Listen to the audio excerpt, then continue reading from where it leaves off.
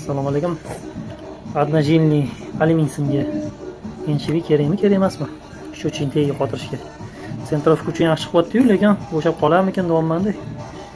Ko'zim bilan ko'rmaganman, haqiqatda o'zi ko'p joyda yo'q shakl menimcha. Is bo'lsa qo'ygan yaxshi. Lekin одножильный bo'ladigan bo'lsa, alyumin bo'lsa kerakmi yo'q? Ertaga shu plomba qo'yaman. Shuning uchun bilib olib, biladiganlar bo'lsa kommentariyga yozib olinglar, iltimos. Sizlarga savol. NCV qo'yiladimi, одножильныйga yo'qmi? Shuni e'tiborsizlar, agar hozir bez NCV qo'yaman, nariga qo'ydim. Endi sentrovkasi bo'lishiga NCV yordam beruvdi.